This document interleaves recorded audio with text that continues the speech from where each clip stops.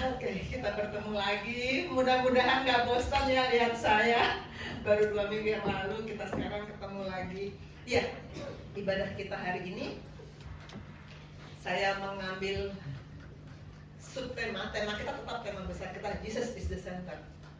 Saya sangat diberkati dengan sharing WL tadi, karena dan juga dengan lagu yang membawa kita masuk dalam ibadah firman ini, karena mudah untuk ngomong Tuhan engkau center hidupku, mudah untuk bilang Tuhan it's all about you, mudah untuk bilang, tapi dalam kenyataan kita hidup sehari-hari itu gak gampang. Jadi kita sekarang mau belajar subtema yang mau saya ambil adalah what next, selanjutnya bagaimana, selanjutnya saya ngajak kita untuk membaca. Kita akan baca bersama-sama 2 Tesalonika 3 ayat 1 sampai 5 bersaut-sautan. Saya akan baca ayat yang ganjil dan Bapak Ibu Saudara akan baca ayat yang genap. Saya mulai dari ayat 1. Selanjutnya saudara-saudara, berdoalah untuk kami supaya firman Tuhan beroleh kemajuan dan dimuliakan seperti yang telah terjadi di antara kamu. Supaya kami terlepas dari orang-orang kacau dan orang-orang jahat, sebab Tuhan sama-sama berdoa. Tetapi Tuhan adalah setia. Dia akan menguatkan hatimu dan memelihara kamu terhadap yang jahat. Dan kami percaya Tuhan bahwa apa yang kami pesankan kepadamu, kamu lakukan dan akan kamu lakukan. Kiranya Tuhan tetap menunjukkan hatimu kepada kasih Allah dan kepada ketabahan Kristus.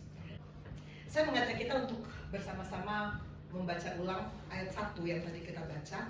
Kita berdiri, kita mendeklarasikan nats pembimbing kita. Kita baca bersama-sama dari kata selanjutnya. 1, 2, 3. Selanjutnya saudara-saudara, berdoalah untuk kami supaya firman Tuhan beroleh kemajuan dan dimuliakan sama seperti yang telah terjadi di antara kamu. Silakan duduk Bapak Ibu sekalian. Ayat yang tadi kita baca dimulai dari kata selanjutnya.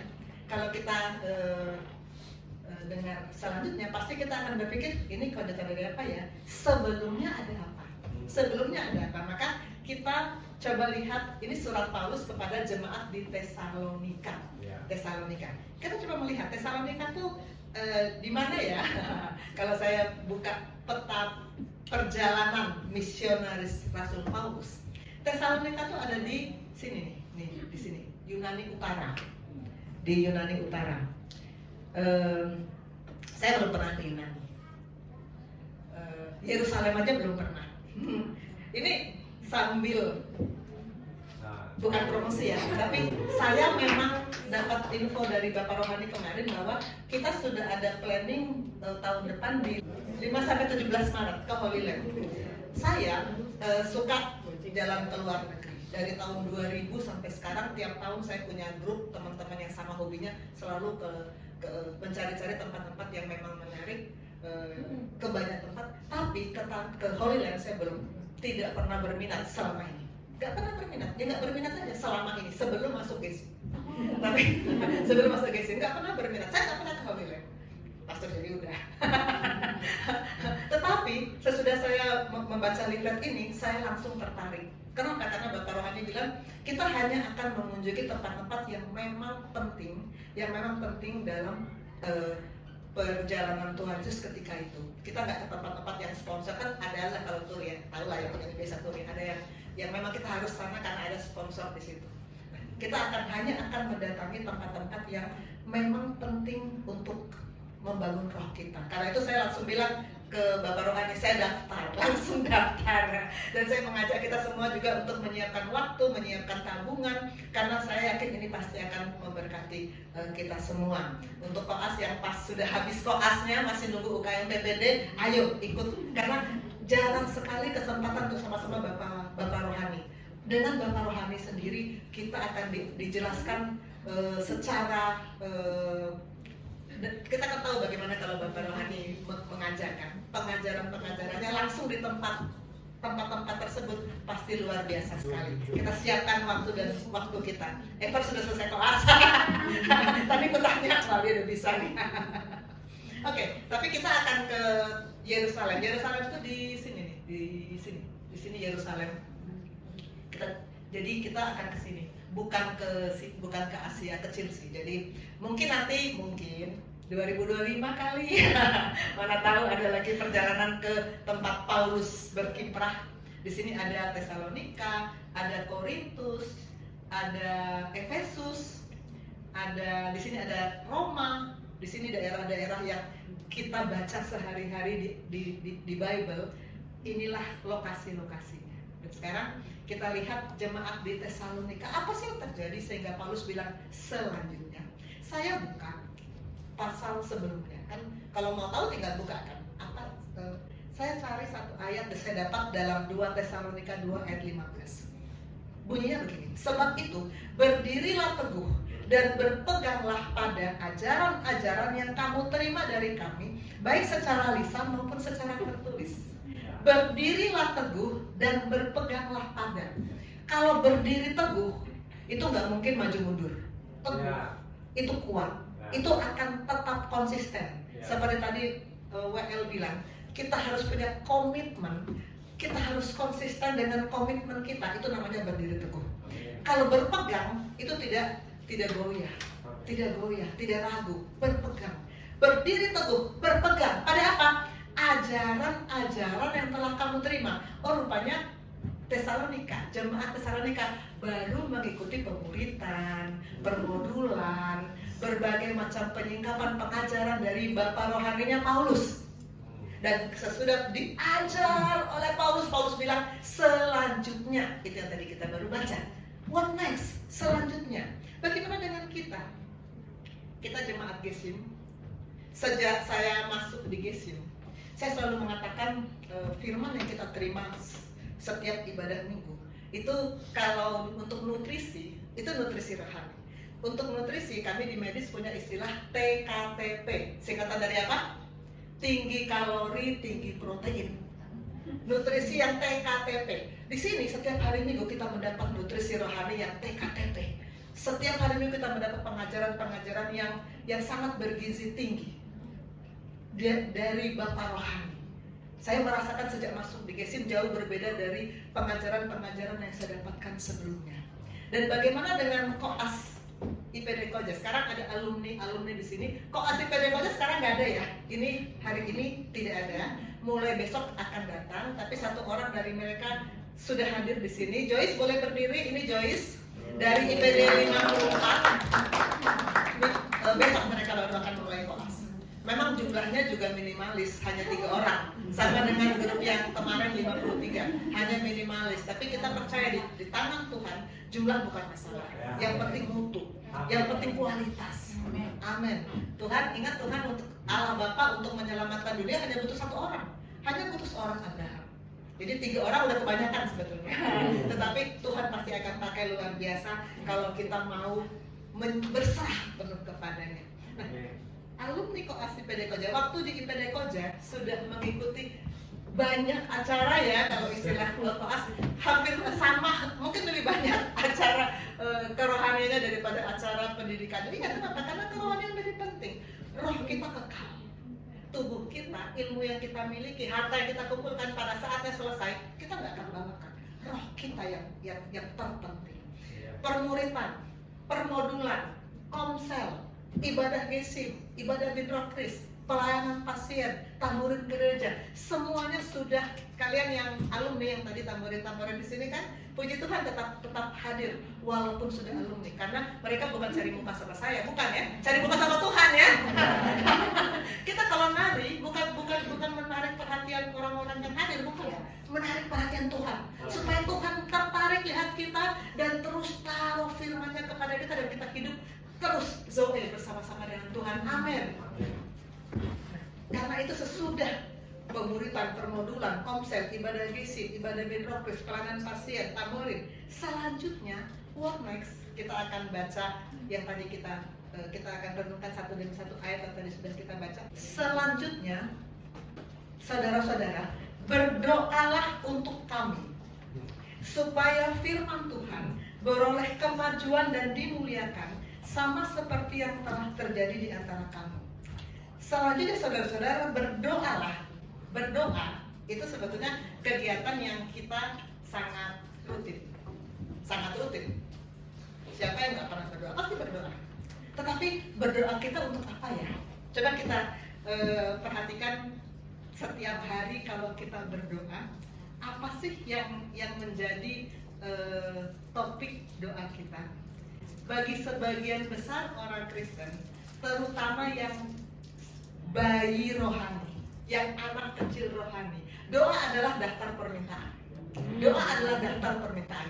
Bangun tidur, Tuhan tolong aku hari ini. Mau berangkat, Tuhan tolong aku di jalan. Mau ujian, Tuhan tolong supaya lulus.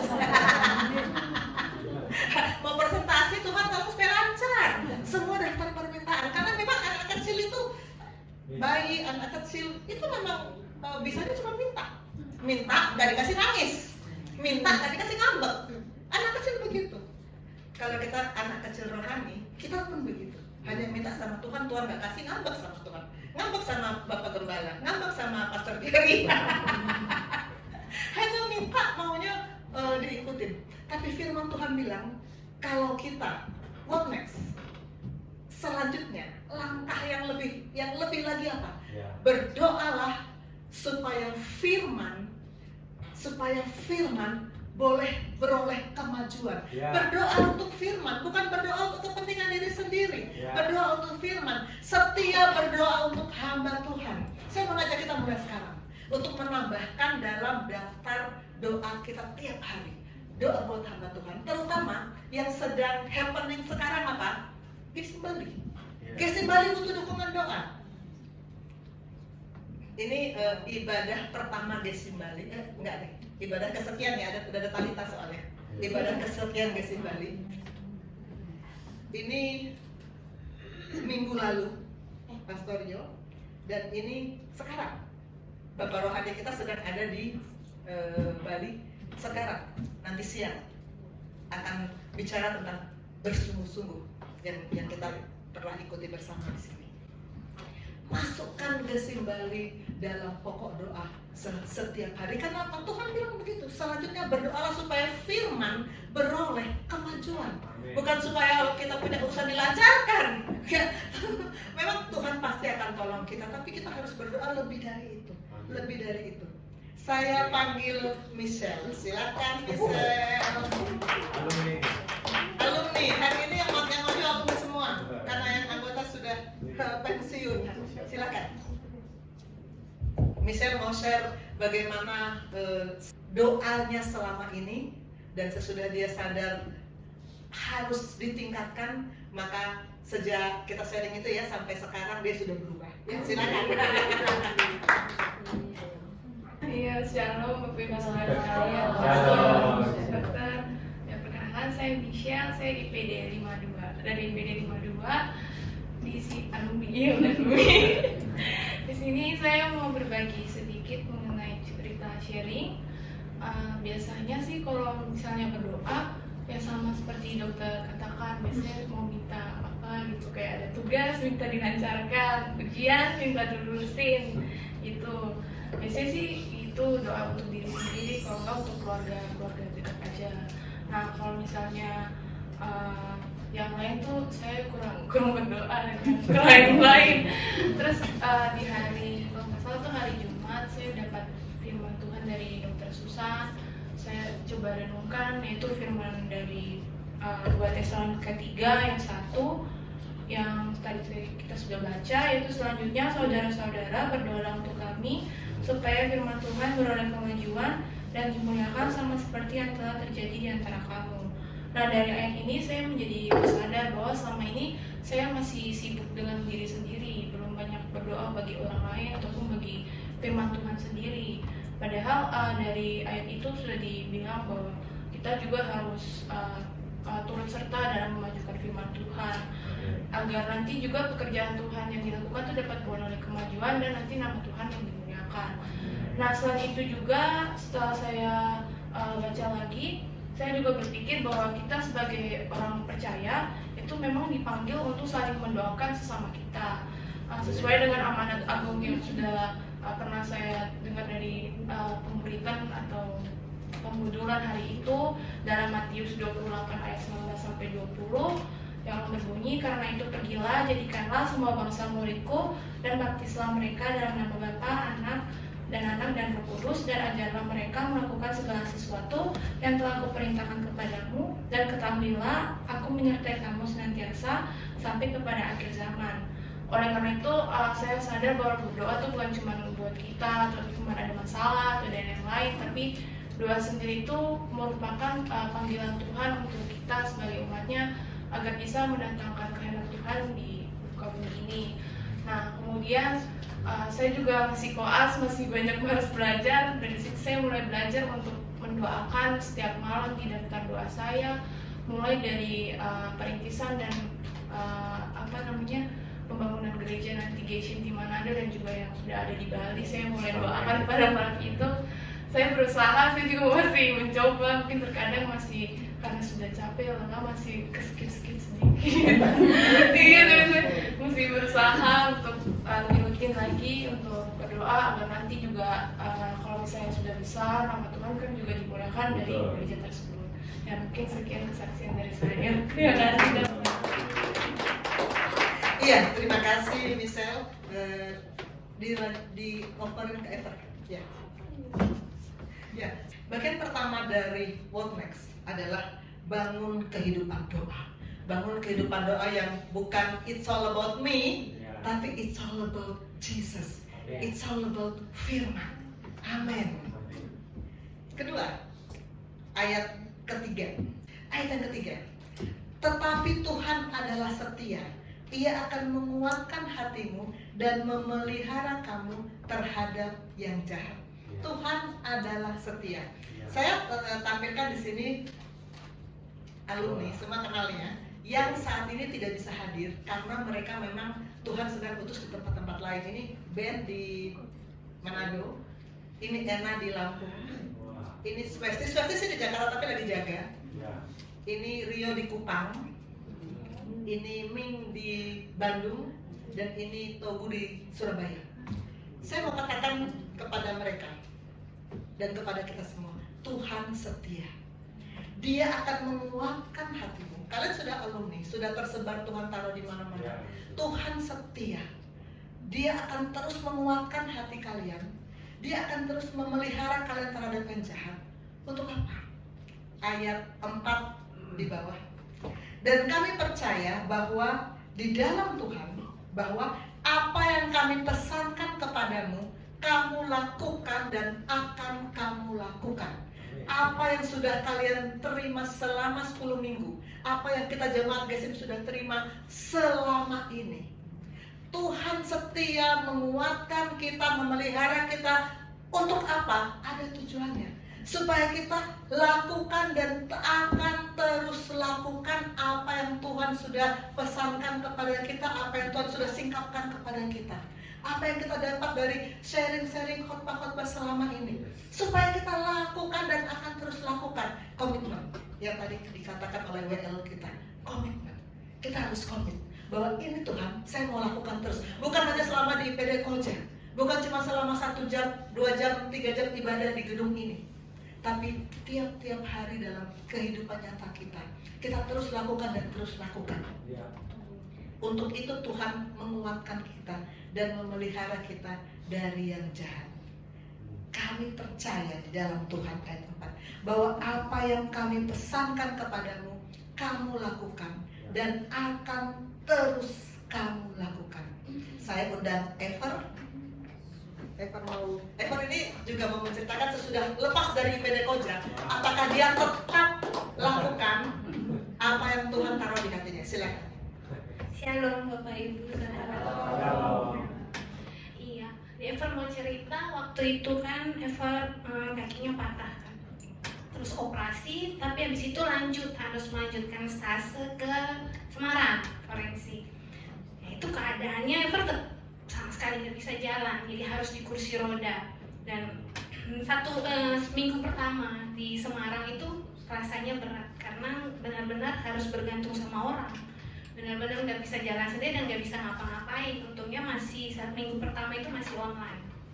Tapi dibalik mengucap syukurnya Ever itu sedihnya karena di luar apa ya, keadaan yang nggak pernah diduga gitu, suatu masalah yang nggak pernah terpikirkan, kok bisa jatuh, kok bisa patah, kok bisa nggak bisa melakukan aktivitas seperti biasanya, karena benar-benar menghambat buat kita beraktivitas kan. Terus satu malam di hari Jumat di minggu pertama itu ketika Ever mau tidur doa malam itu isinya cuma nangis sama Tuhan. Jadi saya itu ngomong sama Tuhan, Ever nggak mau denial, ya sedih gitu, ngomong sama Tuhan bahwa Tuhan saya nggak suka sama situasi ini, saya nggak suka saya sakit, saya nggak suka saya terhambat melakukan aktivitas, sedih. Dan sebelum amin itu Ever bilang sama Tuhan, Tuhan tolong saya, hibur saya, tolong kuatkan hati saya, Tuhan saya mau tetap sukacita dalam keadaan seperti ini gitu, karena saya nggak mau berlarut Tuhan sama keadaan, misalnya berlarut dalam kesedihan dan saya nggak mau kecewa Tuhan gitu. Tapi Tuhan tolong saya gitu. Saya minta penghiburan dari Tuhan. Lalu udah gitu minggu depannya hari Rabu saya itu harus kontrol ke ortopedi, udah ortopedi untuk lihat jahitannya kan. Kontrol saya itu lagi nunggu dokternya belum datang, jadi nunggu di depan poli ketemu sama sepasang suami istri, opa dan oma, pakai kursi roda opanya ditemenin omanya. Terus saya duduk di sampingnya, iseng aja dan ngalir aja gitu. Saya tanya, opa kenapa? Saya tanya, opa kenapa? Oh ini, lalu omanya yang cerita, opanya senyum aja. Omanya bilang, oh ini opa itu lagi olahraga sore katanya, naik sepeda ontel, ditabrak sama motor, kakinya patah juga, posisinya sama persis sama saya, cuman saya kaki kiri, dia kaki kanan. Terus saya tanya, opa oma, dia tanya, anak kenapa? Saya jatuh, terus kaki saya patah. Oh dia bilang, oh sama kayak opa gitu. Ditabrak sama siapa? Jatuh sendiri. Lalu udah gitu, saya tanya, opa oma, kok tetap apa ya? Maksudnya saya lihat ada sukacita di wajahnya, tetap segar, tetap sehat gitu. Terus opa oma bilang gini, oh iya kamu juga harus bersyukur katanya, karena meskipun kakinya luka, tapi kamu sehat, dia bilang gitu. Terus saya bilang, opa oma umur berapa? Saya oma 73, opa 78. Terus saya tanya, itu ngalir aja ngobrol, saya tanya, apa rahasianya? Kok tetap sukacita, kok tetap sehat gitu ya, semangat kan? Dia ngomong dengan secara spesifik yang itu bikin saya kaget. Dia ngomong yang rahasianya adalah terhubung dengan Tuhan. Benar saya kayak, wow, terhubung dengan Tuhan sama firman-Nya. Saya langsung refleks pegang tangan omanya, terus omanya bilang, nah Tuhan kita itu setia, sampai sama firman-Nya persis ya. Tuhan kita itu setia di segala kondisi, dibilang seperti itu. Kalaupun kita jatuh atau kita pun di keadaan yang tidak enak sekalipun atau jatuh karena keadaan, nggak akan pernah tergeletak. Dibilang Tuhan pasti akan. Dibilang sama oma, kamu Tuhan itu Bapak kita, percaya katanya. Dia pasti akan memberikan pertolongannya. Meskipun kejadian ini diizinkan terjadi, tapi Tuhan sudah siapkan pertolongannya. Dibilang sama oma itu. Terus saya bilang, saya di situ kayak, wah ini sesuatu yang menguatkan saya gitu. Kok jawaban doa saya sama Tuhan, Tuhan tolong saya, kuatkan saya. Jadi Tuhan itu kayak, saya merasa bahwa ini bukti bahwa Tuhan itu setia, bahwa Tuhan itu menyertai saya dan menjawab seruan saya.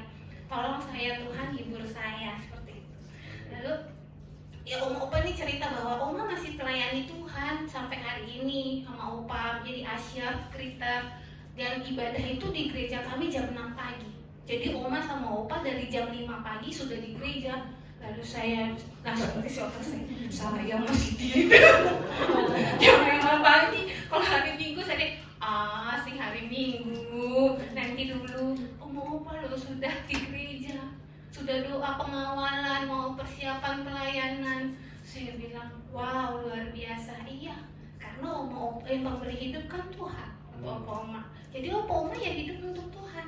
Ya di situ saya langsung, ya ampun, masalah saya nggak ada apa-apanya. Kaki saya ntar juga bisa lari lagi. Di situ langsung, opa oma, saya belum setua opa oma udah lebih tua, udah 78 tahun. Masalah hidupnya pasti sudah banyak, tapi mereka bisa menguatkan saya dengan sebegitunya.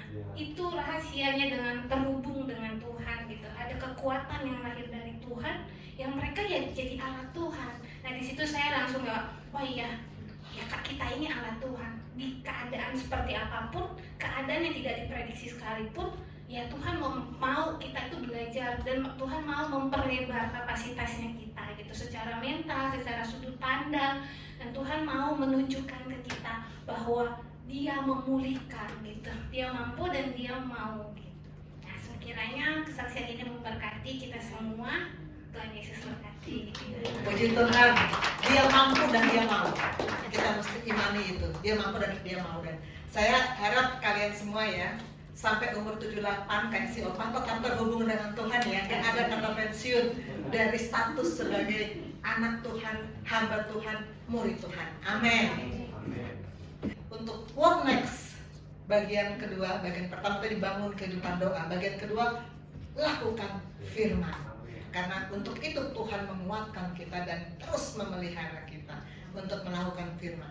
Yang ketiga, ayat kelima. Kiranya Tuhan tetap menunjukkan hatimu kepada kasih Allah dan kepada ketabahan Kristus.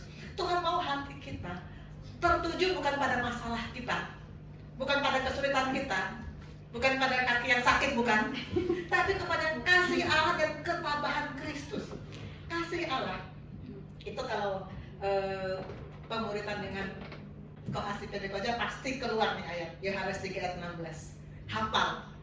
Bapak Rohani bilang orang Kristen yang dewasa rohani harusnya hafal nih ayat. Harusnya tanpa lihat sudah bisa keluar dari hati kita. Karena begitu besar kasih Allah akan dunia ini sehingga Ia telah mengaruniakan anaknya yang tunggal supaya setiap orang yang percaya kepadanya tidak binasa melainkan beroleh hidup yang kekal. Ayat ini sangat meyakinkan kita kasih Allah dan ketabahan Kristus. Nggak bisa disangka lagi peristiwa salib menunjukkan ketabahan Kristus yang luar biasa. Kita harus seperti itu. Kita harus punya ketabahan Kristus. Kemarin di komsel tanggal 17, Ame tidak hadir di sini. Yang masih hadir Filbert dan Delvi. Ame curhat. Masalah saya dokter, saya mau cuti saking besarnya masalah saya. Masalah mungkin saing-saingan besar dengan masalah Ever waktu itu. Saing-saingan dengan masalah Yuni waktu itu. Semua kalau lagi punya masalah kan besar masalahku. Tapi saya bilang begini, Pastor Jerry hadirkan dalam komsel kita. Kalau masalahmu besar, Tuhanmu kecil. Kalau Tuhanmu besar, masalahmu pasti kecil. Makanya kita, masalah apapun yang kita hadapi, tujukan hati kita pada kasih Allah dan pada ketabahan Kristus. Kristus tabah seperti itu, kita pun harus tabah seperti itu. Masalah memang pasti akan datang, nggak habis-habisnya. Datang bergantian, tapi hati kita mesti kita tujukan pada kasih Allah dan ketabahan Kristus. Saya panggil Yuni, silakan. Yuni ini, semua yang maju hari ini alumni semua ya, karena Koasi PD Koja memang belum ada. Silakan ini. Shalom Bapak Ibu Saudara-saudari. Saya ingin berbagi cerita saya waktu 2 minggu lalu. Saya tuh pergi ke Bogor sama teman-teman saya. Singkat cerita kita ke sana. Tujuan utama kita tuh mau pergi ke Taman Safari, tapi karena macet di perjalanan tuh udah mendekati mau jalan keluar ke Bogornya, itu saya dengar di belakang itu ada mobil yang klakson terus kejar kita, dan saya juga balap. Terus karena kejar waktu kan Bapak Ibu, jadi balap. Terus sampai di pertengahan itu saya bingung. Balap itu maksudnya ngebut ya? Bahasa Ambon soalnya balap kan kalau nggak semua ngerti. Ngebut maksudnya. Terus dia tuh kejar-kejar terus, saya bingung ini kenapa, apakah kita kita ada buat pelanggaran kok bagaimana. Sudah setelah itu saya bilang teman saya coba kasih turun kaca apa memang ada yang salah dari kita. Terus sudah karena saya tuh orangnya tidak suka berurusan sama polisi. Sudah akhirnya kasih turun kaca, tiba-tiba dia ngasih tahu kalau ban mobil kami itu pecah. Nah, terus setelah itu kami menepi, saya lihat wah ini pecahnya itu parah sekali. Terus saya pikir kalau sampai ke untuk keluar bertol itu kan agak panjang ya, jalannya masih panjang. Terus begini dalam hati saya tuh saya sambil berseru sama Tuhan tolong berikan saya hikmat bagaimana ini saya lakukan apa. Karena kalau mau saya pikir kita jalan dengan keadaan ban bocor itu bisa-bisa kita langsung kecelakaan juga kan, itu banyak keluar dari tempatnya gitu. Terus langsung gini kita sampai di kita telepon cari-cari di Google bengkel-bengkel terdekat, kita telepon lah. Terus sudah sampai di bengkel, pas dilihat itu bukan bukan paku atau apa yang tajam banget, tapi cuma serpihan semen yang kecil.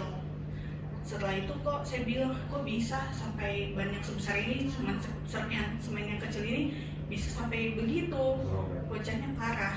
Sudah akhirnya saya berpikir dengan teman-teman karena waktu juga, saya bilang ya sudah kalau begitu kita tidak usah pergi ke taman safari itu, karena saya bilang tapi di hati kita tuh kayak kita memutuskan tapi dengan hati yang damai, tidak kecewa atau tidak kayak yang lain bilang jangan untuk mau menerobos gitu jalan gitu. Tapi saya bilang sudah tidak apa-apa, nanti aja lain kali. Toh mungkin ada maksud Tuhan dari kejadian ini, kita ambil hikmatnya saja. Makanya saya bilang di situ saya merasakan penyertaan Tuhan yang lewat orang itu menegur saya. Mungkin kalau orang lain pandang bahwa orang lain tegur, kita marah, kita tersinggung awalnya ya. Tapi toh mari kita belajar kalau mau melihat dengan mata rohani kita, itu bentuk perlindungan Tuhan untuk saya. Saya mengalami kasih Allah sekali.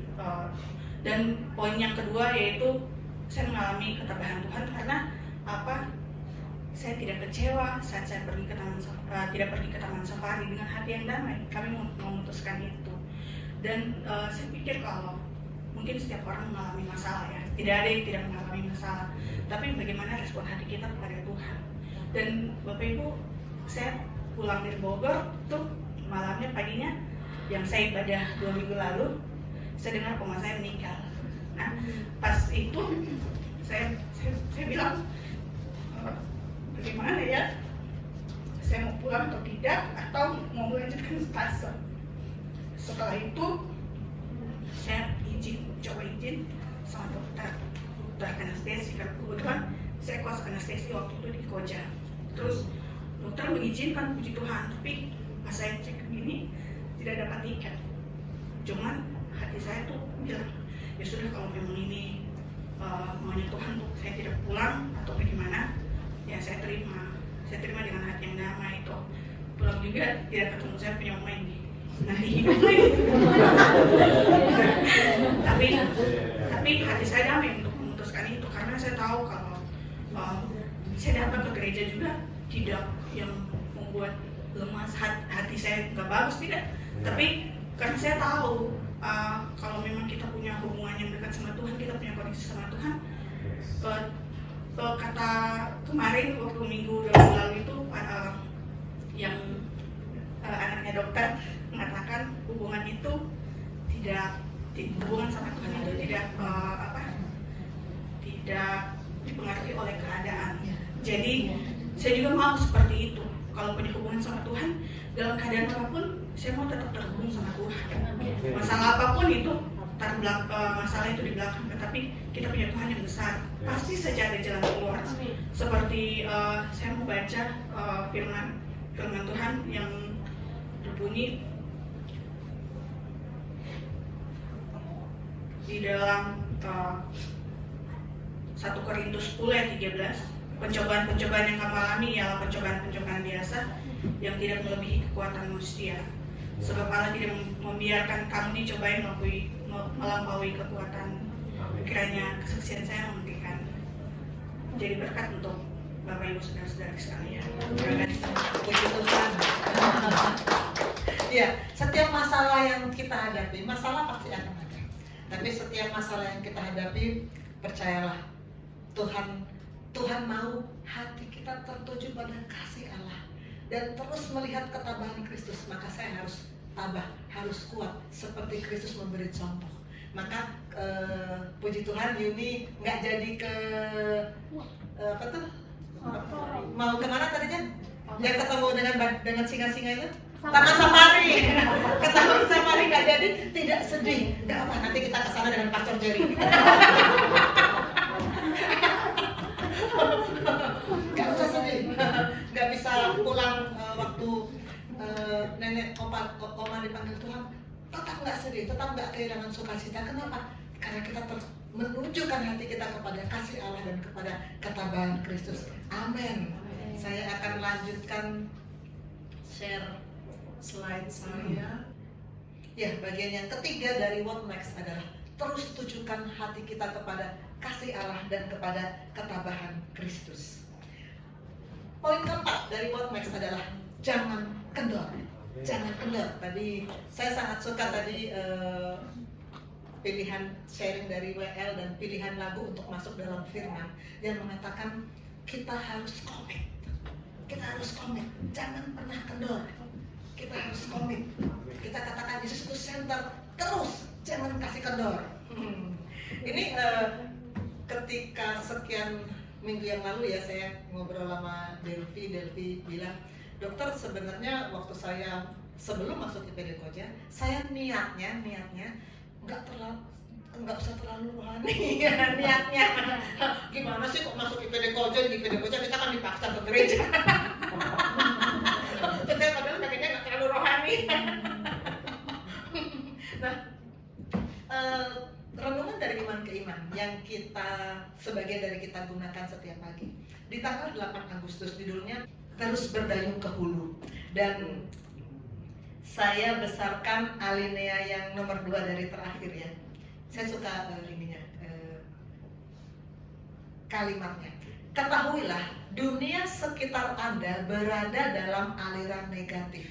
Kita didorong untuk menjauhi Tuhan. Kita didorong untuk menjauhi kebenaran. Karena itu maunya si bertanduk berekor itu. Bagaikan sungai yang mengalir, itu selalu menyeret Anda dalam usaha membuat Anda mengalir bersamanya. Kita bayangkan ini sungai, ini aliran. Kita kalau berdayung mau ke hulu, pasti kita harus kerja keras, terus berdayung tanpa berhenti. Kalau berhenti, terseret ke hilir, terseret. Terus berdayung, nggak bisa dikurangi sedikit kecepatannya, nggak bisa. Mengurangi kecepatan, terseret. Apalagi kalau istirahat dulu, terseret. Hidup dengan iman dan mengucapkan kata-kata iman bagaikan mencoba berdayung ke hulu. Ya, kalau kita mau terus ucapkan kata-kata iman seperti kita sedang berdayung ke hulu, melawan arus. Anda bisa melakukannya, tapi perlu kerja keras. Ya, betul, perlu kerja keras. Dan tidak pernah ada waktu yang dapat Anda gunakan untuk berlibur dari tugas ini. Nggak ada cerita rehat sebentar, saya mau istirahat dulu dari ikut Tuhan. Nggak bisa, begitu kita berhenti, terseret. Tidak pernah ada waktu yang Anda bisa gunakan untuk berlibur dari tugas ini. Jika Anda santai sebentar saja, maka Anda hanyut lagi ke hilir sungai lagi. Tidak ada waktu untuk bersantai. Jangan kendor. Di tanggal 6 Agustus cuma beda 2 hari ya. Memang ketika itu firman Tuhan datang terus. Bapak Rohani sharing tentang kesungguhan. Honestly. Dan ini memang juga sangat menegur saya, karena saya juga dulu sebelum masuk di SIM ini, saya juga dulu sama dengan sudut pandang yang dimiliki Delvi. Nggak usah terlalu fanatik, biasa-biasa aja. Kenapa sih mesti kayak gitu ya? Tapi ternyata Tuhan sendiri, firman sendiri mengatakan kita harus sungguh-sungguh. Ini ayat yang ketika itu dibawakan sebagai rats pembimbing oleh Bapak Rohani. Saya mulai dari bagian B-nya. Bahwa Allah memberi upah kepada orang yang sungguh-sungguh mencari Dia. Harus ada kesungguhan. Kalau nggak sungguh-sungguh mencari Dia, kita tidak termasuk dengan kelompok orang yang mendapat upah. Di Wahyu kepada jemaat di Laodikia. Tadi Laodikia ada di peta yang tadi saya tayangkan tentang Tesalonika, sebelah timurnya itu ada Laodikia. Di Wahyu 3:16 dikatakan, jadi karena engkau suam-suam kuku, tidak dingin atau panas, aku akan apa? Akan memuntahkan engkau dari mulutku. Mau biasa-biasa aja, mau suam-suam kuku, dimuntahkan loh. Jemaat di Laodikia diancam, ditegur sama Tuhan dengan dahsyat. Kalau engkau suam-suam kuku, engkau akan dimuntahkan. Kita juga begitu. Tuhan gak mau kita suam-suam kuku. Tuhan gak mau kita biasa-biasa aja. Tuhan mau kita menunjukkan kesungguhan kita, komitmen kita bahwa kita mau tetap menjadikan Dia pusat dari hidup kita.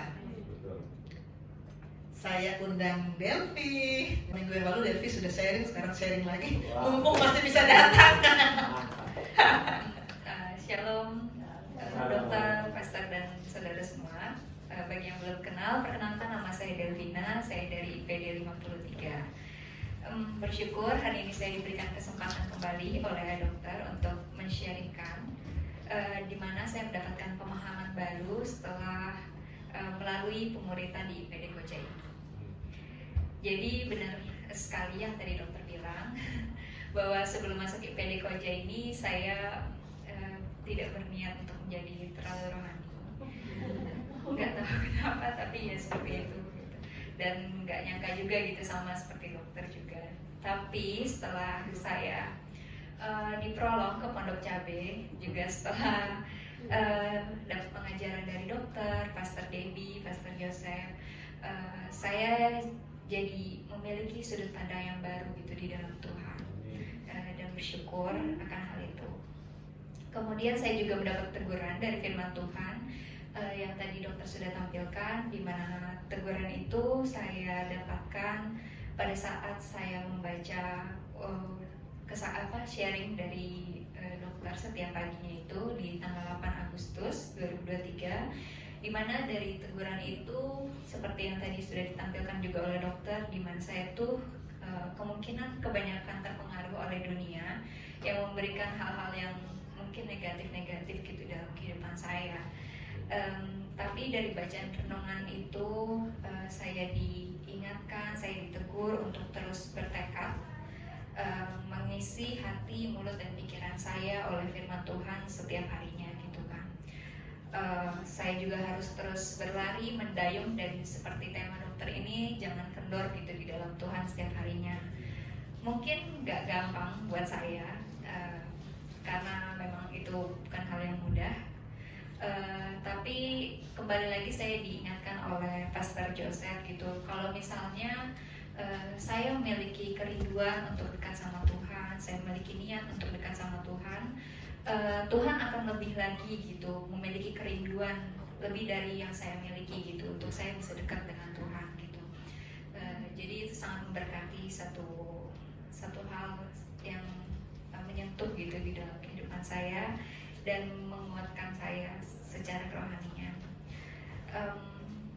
Jadi sekali lagi saya ingin mengucapkan terima kasih kepada dokter, karena melalui dokter saya dapat mengenal gereja Geshim ini, mengenal Pastor Jerry juga, dan pastor-pastor lain-lainnya yang baik hati, yang membuat saya itu semakin bertumbuh secara kerohanian dan juga memiliki sudut pandang yang baru di dalam Tuhan. Saya bersyukur akan hal itu.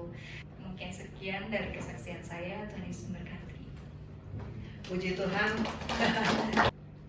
Ya, sebetulnya topik jangan kendor ini pernah saya bawa 2 tahun atau 3 tahun yang lalu. Ketika itu saya mengambil dari Roma 12 ayat 11. Janganlah hendaknya kerajinanmu kendor, biarlah rohmu menyala-nyala dan melayani Tuhan. Pastikan kerajinan kita nggak boleh kendor. Pastikan roh kita terus menyala-nyala dan melayani Tuhan.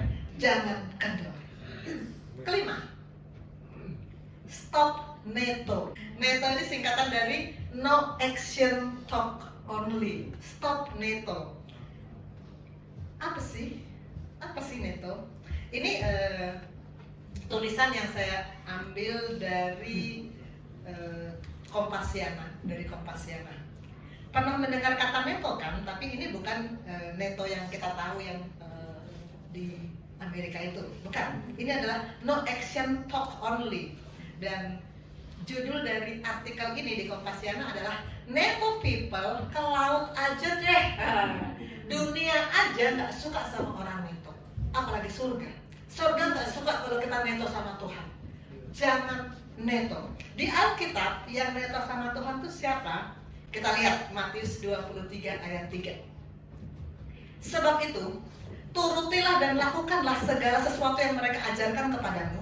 Tapi janganlah kamu turuti perbuatan-perbuatan mereka, karena mereka mengajarkannya tapi tidak melakukannya. Siapa yang Tuhan maksud di sini? Siapa mereka itu?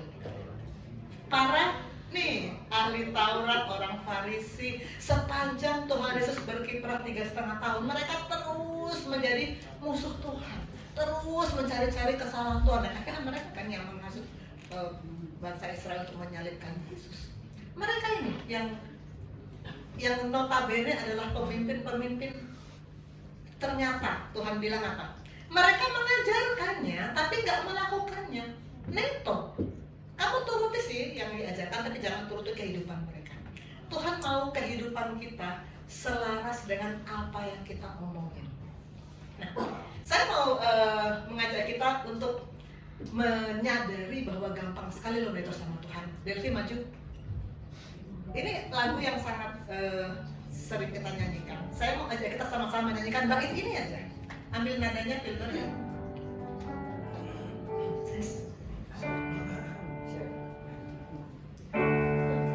Aku mengasihi Engkau Yesus. Nyanyi sama-sama yuk. Dengan segenap hatiku, aku mengasihi Engkau Yesus. Dengan segenap jiwaku. Stop dulu sampai di situ. Kita sering nyanyikan lagu ini. Lagu ini lagu yang sudah lagu lama yang sudah biasa banget nyanyiin. Waktu kita tadi ngomong ini, kita ngomong sama Tuhan loh. Apakah kita betul-betul mengucapkan ini dengan sadar dan betul-betul mengatakan saya ngomong ini bukan neto? Apakah kita betul-betul mengasihi Yesus? Saya selalu ingatkan ke murid-murid saya, Yohanes 14 ayat 15, definisi mengasihi Yesus. Delvi boleh baca mumpung pegang mic. Yohanes 14 ayat 15, jikalau kamu mengasihi aku, kamu akan menuruti segala perintahku. Definisi dari mengasihi Yesus adalah turut segala perintah. Bukan cuma 1-2, bukan cuma yang kebetulan ingat, segala. Apakah kita kalau ngomong aku mengasihi Engkau Yesus, kita yakin segala perintahnya sudah kita turuti? Kalau enggak, surga bilang apa? Neto Tuhan, malaikat ketawa. Filbert ngaku-ngaku mengasihi Yesus, baca Alkitab dia bolong-bolong. Kita diketawain sama malaikat di surga. Kalau kita hanya sebatas ngomong, tapi itu bukan hidup kita. Kita lanjutkan bait selanjutnya. Tadi naikkan sedikit, tadi kerendahan ya. Renungkan firman-Mu siang dan malam, ku pegang perintah-Mu dan ku lakukan. Stop sampai di situ. Waktu kita nyanyikan lagu ini, apakah kita sadar bahwa siang dan malam kita merenungkan firman? Nyanyiinnya gampang, tapi apakah kita siang dan malam merenungkan firman? Mazmur 1 ayat 2 kan berkata berbahagialah orang yang merenungkan Taurat itu siang dan malam. Memang kita akan termasuk tergolong dalam kelompok orang yang berbahagia kalau kita merenungkan Taurat itu siang dan malam. Tapi apa itu yang kita renungkan siang dan malam? Apa setiap yang kita hadapi, setiap yang kita lakukan, setiap yang kita ucapkan tujuannya untuk memuliakan Tuhan? Setiap apa? Saya selalu berusaha untuk saya sendiri. Saya kan sehari-hari ketemu pasien ya. Saya selalu berusaha setiap apa yang saya bilang ke pasien supaya itu memuliakan Tuhan. Kalau pasien mulai mengeluh, dokter kenapa saya nggak sembuh-sembuh? Bapak, Ibu, kami kasih obat, tapi yang menyembuhkan Bapak itu Tuhan. Bapak doa, minta kesembuhan dari Tuhan. Kita selalu menghubungkan mereka terus kepada Pencipta. Dengan begitu kita selalu merenungkan Taurat itu siang dan malam. Kupegang perintahmu dan kulakukan. Perintah kita tahu, tapi apakah akan kamu lakukan dan akan terus kamu lakukan? Tadi work next bagian yang kedua. Apakah akan terus kamu lakukan untuk alumni sesudah selesai dari IPD Koja? Apakah akan terus lakukan? Pastikan sesuai dengan lagu kita, bukan cuma neto. Baik, berikutnya. Ambil nada. Engkau tahu ya Tuhan, tujuan hidupku hanyalah untuk menyenangkan hatimu. Saya waktu nyanyi lagu ini sebetulnya saya ada sesuatu dalam hati saya begini. Apa cuman itu? Kan engkau tahu ya Tuhan, tujuan hidupku hanyalah untuk menyenangkan hatimu. Apa cuman itu tujuan hidupmu? Surga bertanya, benar nih cuman itu. Bukannya tujuan hidup kalian tuh mau dapat nilai yang bagus. Bukannya tujuan hidup kita tuh mau membeli sesuatu yang kita inginkan, mau ganti motor, mungkin mau ganti laptop, mau ganti HP. Apakah itu? Pastikan bahwa kita tuh betul-betul tujuan kita tuh betul-betul menyenangkan Tuhan. Kalau tujuannya menyenangkan Tuhan, mengapa sulit mendukung pekerjaan Tuhan? Kenapa sulit memberi berkat untuk mendukung pekerjaan Tuhan, untuk melengkapi kebutuhan pekerjaan Tuhan? Kenapa sulit? Tujuan kita hanya untuk menyenangkan Tuhan katanya. Itu mengoreksi saya. Dulu saya untuk memberi untuk pekerjaan Tuhan, sulit loh. Dulu sebelum masuk GESIP, saya tuh pelit sama Tuhan. Persembahan ya, perpuluhan ya, tapi lebih dari itu, aduh nyari uang kan susah gitu ya. Tapi sejak saya di GESIP ini diajar oleh Bapak Rohani, didewasakan dalam Tuhan, kalau hidup saya untuk menyenangkan Tuhan, maka termasuk untuk berkat Tuhan mengalir melalui kita, itu untuk kita alirkan untuk pekerjaan Tuhan. Apapun yang kita lakukan, pastikan hanya untuk menyenangkan Tuhan. Amin. Saya undang Filbert. Kemarin dia waktu nyanyi dan di pamitan. Kemarin kan mereka sudah pamitan kan. Terus saya bilang, kenapa bikin lagu ini? Karena kata-katanya dokter, tetap setia. Saya bilang sama dia, pastikan itu bukan cuma ngomong. Jangan neto sama Tuhan. Ya silakan. Ya, halo semuanya. Ya, kenalin nama saya Filbert yang waktu itu minggu lalu kalau saudara-saudara datang saya nyanyi lagunya Aku Tetap Setia. Ya, jadi NATO. Apa itu NATO? No action talk only. Waktu itu saya berjalan bersama Dr. Susan visit di Bangsal. Tiba-tiba Dr. Susan bertanya pada saya sendiri apakah pernah NATO sama Tuhan? Ya saya dengan pemikiran secara manusiawi ya otomatis saya menjawab ya mana boleh kita NATO gitu dengan Tuhan gitu kan. Iya. Tapi pada akhirnya setelah saya pikir-pikir lagi sampai pada hari ini, sampai pada di waktu kemarin dokter menanyakan saya tentang hal NATO itu, saya jadi mikir lagi, oh ternyata sebenarnya saya bisa loh NATO sama Tuhan. Lagu yang saya bawakan minggu lalu itu berjudul Ku Tetap Setia. Liriknya seperti ini. Sampai akhir ku menutup mata, ku tetap setia menanti janjimu, sampai ku dapatkan mahkota kehidupanku, ku tetap setia untuk melayanimu. Nah, itu kesannya kalau kita lihat sampai akhir ku menutup mata, sampai akhir saya hidup, sampai akhir saya menutup mata, saya terus berpegang pada janjinya. Waktu itu saya milih lagu itu karena itu emang betul, meaningnya sangat deep sekali. Tapi setelah dipikir-pikir, apa? Iya saya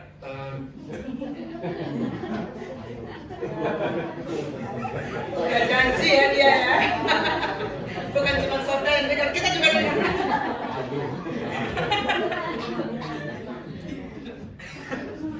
ya apa ya saya benar-benar janji. Ya buktinya saja waktu kemarin Komsel saya baca firman aja bolong-bolong gitu. Jadi pengakuan. Iya, tapi sejak saat itu ya saya yakin pasti Tuhan juga sadar, dan itu menegur Filbert melalui Dr. Susan. Dr. Susan bertanya seperti itu, saya yakin itu pasti dari Tuhan menegur Filbert. Jadi mulai saat ini saya udah cobalah untuk terus beresolusi lah, kedepannya jangan seperti itu lagi. Ya sudah sih sekian. Terima kasih. Dia takut makin banyak ngomong, makin banyak pengakuan ya. Oke, kita akan lanjutkan. Mengapa kita nggak boleh neto sama Tuhan? Kenapa Tuhan nggak mau kalau kita omong doang? Matius 16 ayat 27. Siapa yang megang mic? Filbert kasih ke Evan, biar Evan baca. Matius 16 ayat 27. Sebab anak manusia akan datang dalam kemuliaan Bapaknya diiringi malaikat-malaikatnya. Pada waktu itu ia akan membalas setiap orang menurut perbuatannya. Dia membalas setiap orang menurut apa? Perbuatannya loh, bukan menurut nyanyiannya. Tuhan bukan memberi nilai untuk nyanyian kita merdu apa enggak, tarian kita bagus apa enggak, perbuatan. Kita ngomong selebay apapun, kalau nggak disertai dengan perbuatan, itu di sorga nggak ada nilainya. Sama dengan kalau ujian Komas, kan kesering status. Kamu udah tanya belum, apakah Bapak itu pernah begini. Sudah dokter, saya tanya, tapi saya nggak tulis. Dinilai menurut apa yang ditulis ya. Biar ditanya, kalau nggak ditulis nggak dinilai. Begitu juga kerajaan sorga, menilai kita menurut perbuatan. How? Bagaimana supaya tidak neto sama Tuhan? Just obey, nurut aja. Jangan negosiasi sama Tuhan.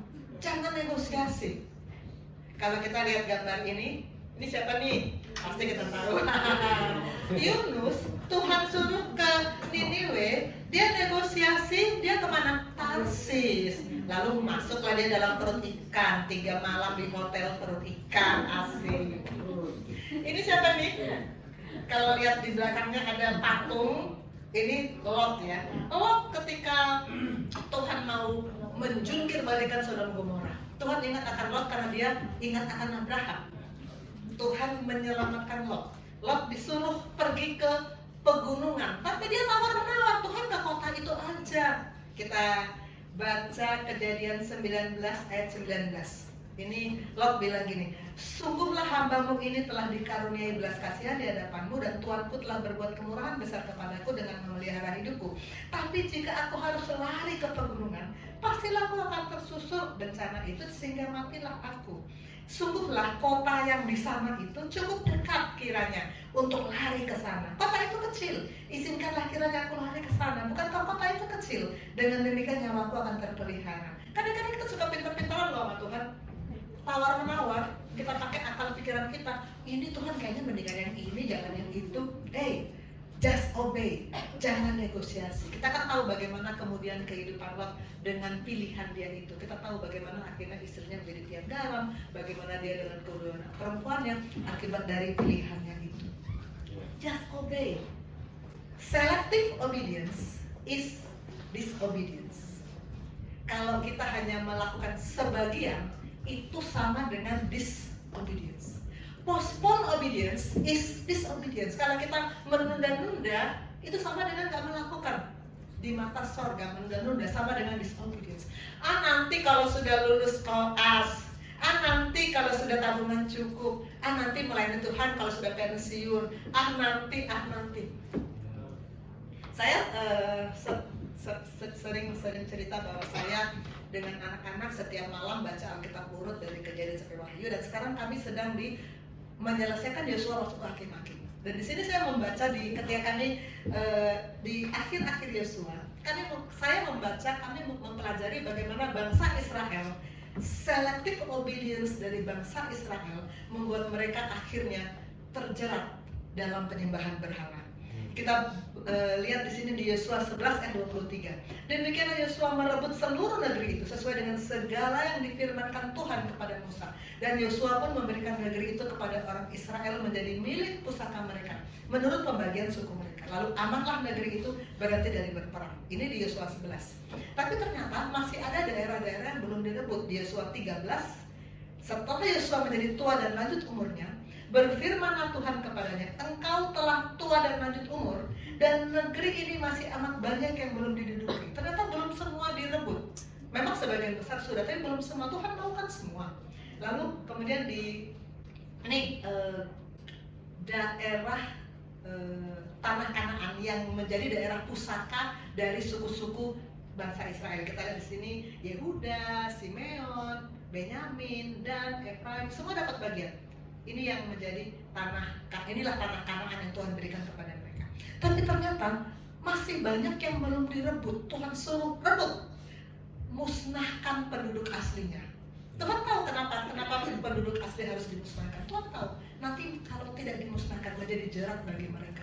Tapi ternyata apakah bangsa Israel totally obey atau selective obedience? Ternyata di Hakim-Hakim 1 kita lihat Yehuda dan Simeon, mula-mula Yehuda dan Simeon yang bergerak. Mereka merebut banyak daerah, tapi ada sedikit yang mereka sisakan. Kemudian Benyamin membiarkan berdamai, membiarkan orang Yebus. Lalu Manasye membiarkan orang Kanaan. Efraim juga membiarkan orang Kanaan. Mereka jadi apa? Ya hidup sama-sama. Zebulon membiarkan orang Kanaan. Aser juga membiarkan orang Kanaan. Naftali juga sama. Dan memelihara orang Amor. Akhirnya di Hakim-Hakim 2 Tuhan marah. Lalu malaikat Tuhan pergi dari Gilgal ke Bokim dan berfirman, telah kutuntun kamu keluar dari Mesir, kubawa ke negeri yang kujanjikan dengan bersumpah kepada nenek moyangmu. Dan aku telah berfirman, aku tidak akan membatalkan perjanjianku dengan kamu untuk selama-lamanya. Tapi jangan kamu mengikat perjanjian dengan penduduk negeri ini. Mezbah mereka harus kamu robohkan, tapi kamu tidak mendengarkan firmanku. Mengapa kamu berbuat demikian? Lagi aku telah berfirman, aku tidak akan menghalau orang-orang itu dari depanmu, tapi mereka akan menjadi musuhmu dan segala Allah mereka akan menjadi jerat bagimu. Dan kalau kita ikuti perjalanan orang Israel, memang pada akhirnya penduduk-penduduk asli yang mereka biarkan hidup itu, yang mereka negosiasi, mereka menganggap ini aja.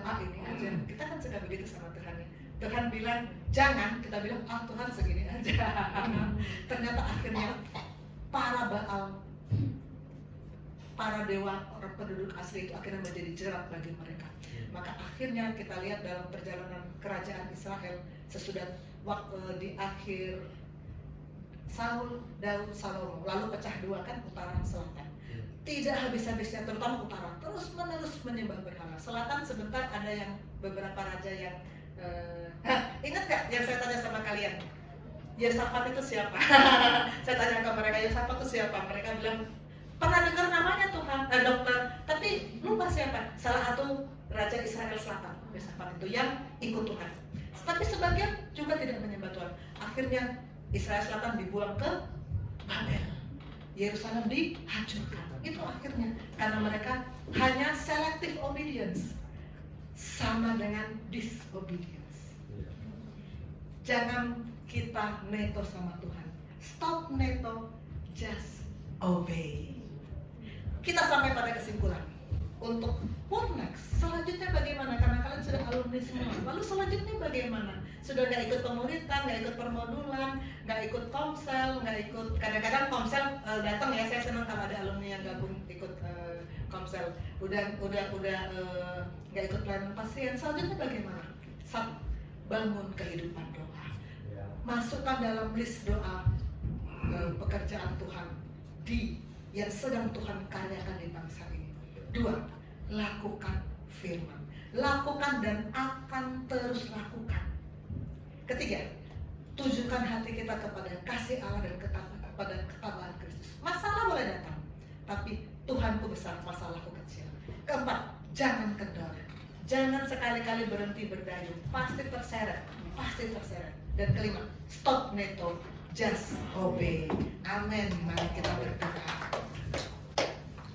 Bapa di sorga, firman-Mu sudah datang dan kami percaya firman tidak akan kembali dengan sia-sia. Bapa di sorga,